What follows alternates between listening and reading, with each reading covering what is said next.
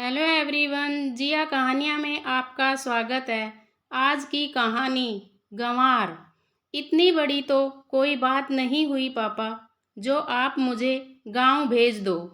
है ही क्या वहाँ, मिट्टी, गंदगी और गंवार लोग। राजू, अब अगर तुमने जुबान से एक भी शब्द गांव और वहाँ रहने वालों के लिए निकाला तो अच्छा नहीं होगा।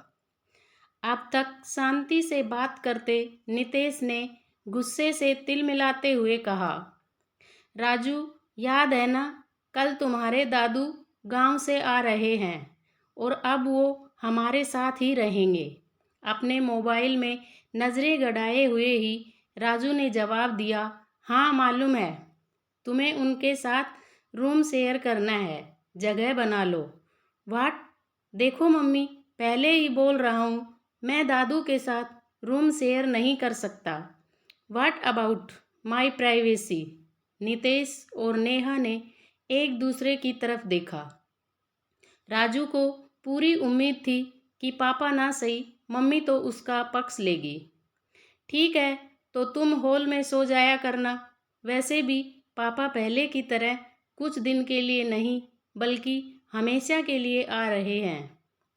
नेहा की बात सुन राजू को गुस्सा तो बहुत तेज आया, लेकिन जानता था कि उसकी एक नहीं चलने वाली।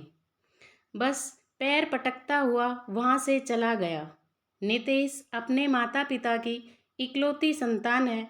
नितेश के पिता किशनलाल जी मेहनतकश किसान थे, जिन्होंने जी तोड़ मेहनत करके नितेश को पढ़ाया।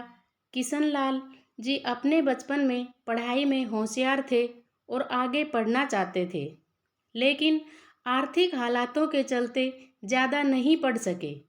जब उनके जीवन का एक ही लक्ष्य था, अपने बेटे नितेश को उच्च शिक्षित बनाना।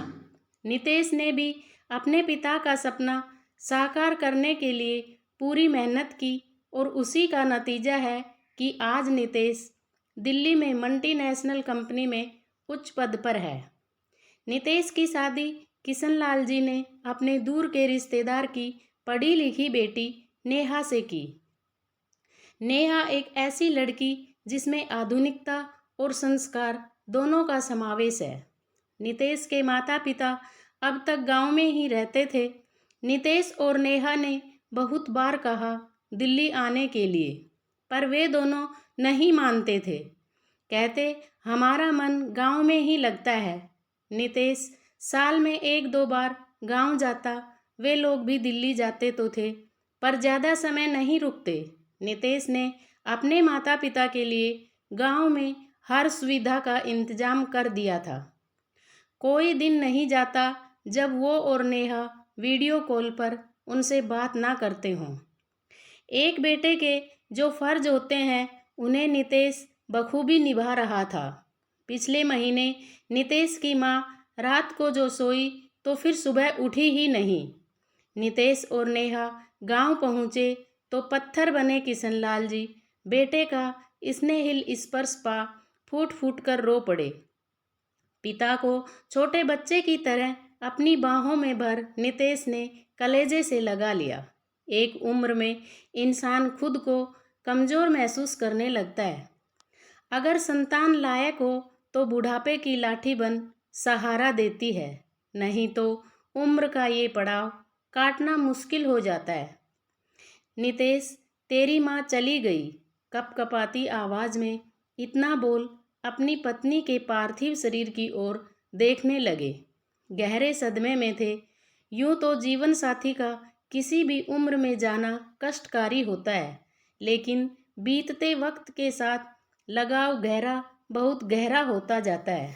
शायद इसलिए साथी से अलग होने की पीड़ा भी असहनीय होती है।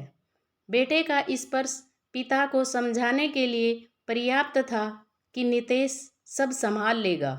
13वीं के बाद जब सभी मेहमान विदा हो गए, तब नेहा ने अपने ससुर किशनलाल जी को समझाया, पापा, अब तक तो आप दोनों थे इसलिए हम निश्चिंत थे, लेकिन अब आप अकेले यहाँ कैसे रहेंगे। किशनलाल जी कुर्सी पर खामोश बैठे रहे। नेहा ने उनके सामने घुटनों पर बैठ धीरे से उनके झुर्रीदार हाथ थाम लिए। एक अनकहा वादा, एक अबोला आश्वासन, मैंने सब इंतजाम कर दिया है, आप हमारे साथ चल रहे हैं, नितेश ने निर्णय सुनाते हुए कहा और नेहा ने उनके हाथों को और मजबूती से थाम लिया। किशनलाल जी अब भी सिर झुकाए बैठे थे।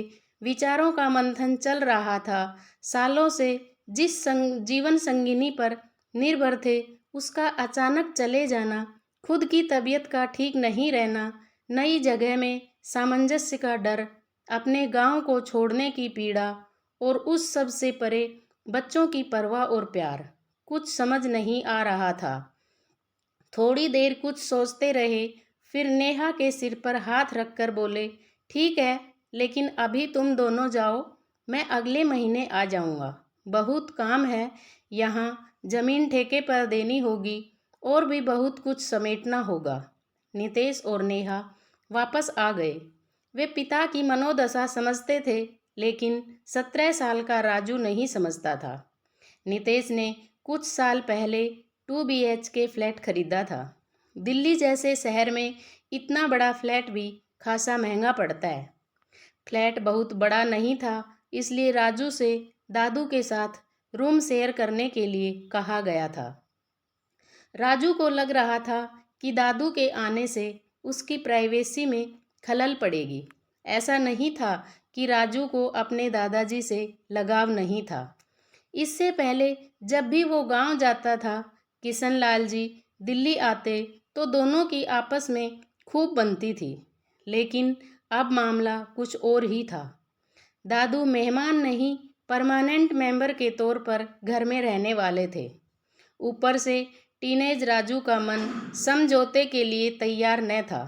अगले दिन किशनलाल जी आ तो गए, लेकिन उनके मन में अब भी एक संकोच था कि अब मुझे बच्चों के घर में रहना है। नेहा ने उनके सामान राजू के इस कमरे में लगा दिया। राजू मन ही मन दादू के आने से नाखुश था, मगर मम्मी पापा के सामने कुछ कहने की हिम्मत नहीं कर सकता था। जानता था कि नितेश अपने पिता को कितना प्यार करता है। किशनलाल जी ने नई जीवन शैली से दोस्ती करनी शुरू कर दी। इस उम्र में बदलाव को स्वीकार करना आसान नहीं होता, लेकिन वो कोशिश कर रहे थे। इतने बरसों की अपनी बोलचाल और आदतों को पूरी तरह नहीं बदला जा सकता था। ये बात नितेश और नेहा तो समझते थे, लेकिन राजू के हिसाब से दादाजी उनकी सोसाइटी में अनफिट थे। नेहा किशनलाल जी का पूरा ध्यान रखती, समय पर खाना, दवाई, शाम को अपने साथ ही घुमाने सोसाइटी के पार्क में ले जाती, जहां किशनलाल जी की कुछ हम उम्र लोगों से दोस्ती होने लगी।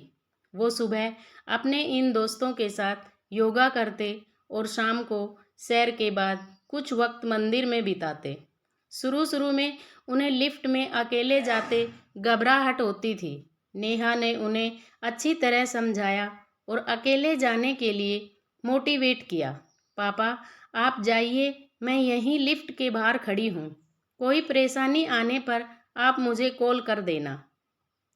किशनलाल जी पहली बार स्कूल जाते बच्चे की तरह घबरा रहे थे। जैसे ही लिफ्ट से बाहर निकले, सामने नितेश खड़ा था। पापा के चेहरे की खुशी और आत्मविश्वास देख गले लग गया। पापा आज तो आपके लिए हलवा बनना लाजमी है। सच्ची तू मुझे हलवा खाने देगा? बिल्कुल पापा, लेकिन ज़्यादा नहीं। किशनलाल अब संतुष्ट थे। उनके मन का संशय लगभग खत्म हो गया था। राजू के व्यवहार को अच्छी तरह समझते थे, बस उसका बचपना मान अनदेखा कर देते। राजू हर वक्त चिड़चिड़ाता रहता। वो अपने दादाजी को घर में स्वीकार नहीं कर पा रहा था, या शायद करना नहीं चाहता था।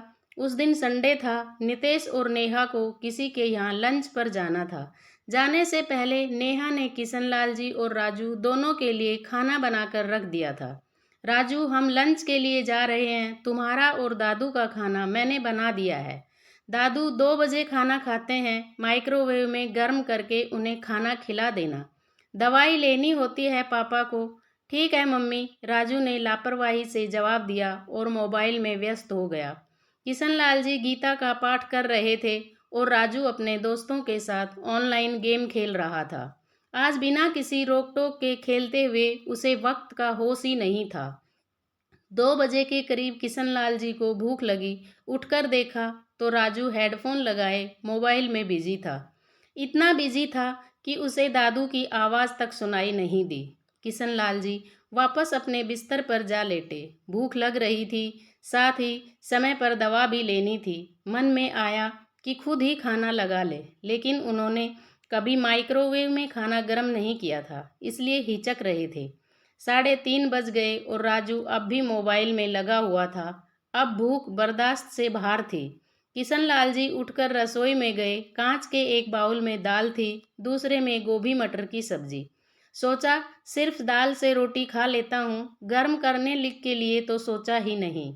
कटोरी में दाल पलटने लगे, ना जाने कैसे कांच का बाउल नीचे गिरकर जोरदार आवाज के साथ टूट गया और सारी दाल जमीन पर गिर गई।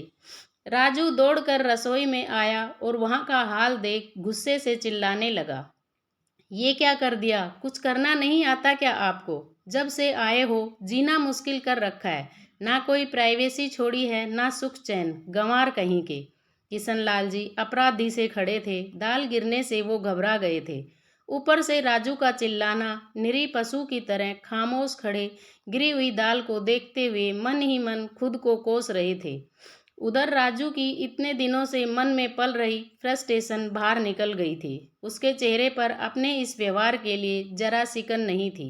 जैसे ही पीछे पलटा, सामने नितेश और नेहा को खड़ा पाया। एक पल को घबरा गया। नेहा राजू को धकेल रसोई में घुसी। पापा, आपको लगी तो नहीं ना? आइए आप अंदर बैठिए, मैं आपका खाना लाती हूँ। वो बेटा, नेहा सारी दाल तो मुझसे घबराए और अपमानित किशनलाल जी ठीक से अपनी बात कह भी नहीं पा रहे थे। कोई बात नहीं पापा, सब्जी रखी है, मैं उसे गर्म करके आपके लिए खाना लाती हूँ। नेहा ने खाना लगाकर पहले किशनलाल जी को खाना दिया और उसके बाद रसोई समेटी। नितेश बिल्कुल खामोश था और नेहा ने भी राजू को कुछ नहीं कहा। इसलिए राजू को लग रहा था कि बात खत्म हो चुकी। घर में अजीब सी खामोशी पसरी हुई थी। हर किसी के मन में अलग अलग विचार चल रहे थे। रात को डाइनिंग टेबल पर जब सब इकट्ठे हुए तो किशनलाल बुझे हुए आहत थे। नितेश भावशून्य दिख रहे थे और नेहा किशनलाल जी को नॉर्मल फील करवाने की पूरी कोशिश कर रही थी। वहीं राजू के हिसाब से कुछ हुआ ही नहीं था। कुछ देर बाद नितेश बोला, राजू, तुम कल गांव जा रहे हो। तुम्हारे स्कूल 1 महीने बाद खुलेंगे, तब तक तुम गांव में रहोगे और खेत में काम करोगे। मेरी ठेकेदार से बात हो गई है, वो तुम्हें खेत में काम करने के लिए 1 महीने के पैसे भी देगा। गांव क्यों? अब वहाँ क्या है? दादू भी यहाँ आ गए। तुम गांव जा रहे हो क्योंकि जो इंसान मेरे पिता का सम्मान नहीं कर सकता, उसके लिए मेरे घर में कोई जगह नहीं है। अब तुम मेरे घर में नहीं रह सकते। तुमने पापा को सही टाइम पर खाना नहीं दिया, ऊपर से उनसे दाल गिरने पर शोर मचा रहे थे, मानो उन्होंने कितनी बड़ी गलती कर दी। इतनी बड़ी तो कोई बात नहीं हुई पापा, जो आप मुझे गांव भेज दो। है ही क्या वहाँ? मिट्टी, गंदगी और गंवार लोग। राजू, अब अगर तुमने जुबान से एक भी शब्द गांव और वहाँ रहने वालों के लिए निकाला तो अच्छा नहीं होगा। अब तक शांति से बात करते नितेश ने गुस्से से तिल मिलाते हुए कहा, जिस आदमी को आज तुमने अपमानित किया है वो मेरे पिता हैं। जिन्हें तुम गंवार बता रहे थे, उन्हीं की बदौलत आज यहाँ डाइनिंग टेबल पर बैठ एसी की ठंडक में पेट भर खाना खा पा रहे हो। तुम्हारे महंगे स्कूल की फीस जा रही है, तुम्हारे शौक पूरे हो रहे हैं। बस कर नितेश, बच्चा है, हो गई गलती, जाने दे बेटा। जाने दूं? नहीं पापा, अब इतना छोटा नहीं रहा ये। रही बात गलती की, तो इसे अपनी गलती लग ही कहाँ रही है। इसके हिसाब से इसने कुछ गलत नहीं किया। परिवार के सबसे बड़े सदस्य पर चिल्लाकर, मेरे पापा से ऊंची आवाज में बात करके, उन्हें गंवार कहकर भी इसने कोई गलती नहीं की है। राजू, जिन्हें तुमने आज गंवार कहा है ना, उनके पैरों की धूल भी नहीं हो तुम। देखा है मैंने अपने पापा को मेहनत करते, एक एक पैसा जोड़ मुझे पढ़ाते हुए।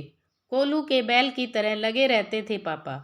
सिर्फ एक ही धुन थी कि मेरा बेटा पढ़ ले, और आज वही बेटा अपने पिता का अपमान बर्दाश्त कर लेगा। ये तुमने सोच भी कैसे लिया? नेहा बिल्कुल खामोश बैठी थी। उसके हाव भाव से साफ पता चल रहा था कि वो नितेश से सहमत है। शायद ये फैसला दोनों ने मिलकर ही लिया था। ये घर मैंने बनाया है, लेकिन इसकी नींव का पत्थर मेरे पापा हैं। राजू, उम्र के इस पड़ाव पर ही संतान की ज़रूरत होती है। आज तुम उनसे ऊंची आवाज़ में बात कर रहे हो, तो कल हमें घर से ही निकाल दोगे। खाना खाकर पैकिंग कर लेना, मैंने ट्रेन का टिकट करवा दिया है। दोस्तों, ऐसा बेटा सभी माँ बाप के होना चाहिए, जिससे माँ बाप को कभी बुढ़ापे में तकलीफ़ ही नहीं हो। दोस्तों, कहानी कैसी लगी कमेंट में ज़रूर बताना। वीडियो अच्छा लगा तो लाइक एंड शेयर करें। चैनल पर नए हैं तो चैनल को सब्सक्राइब करें। मिलते हैं अगले वीडियो में। जय श्री श्याम।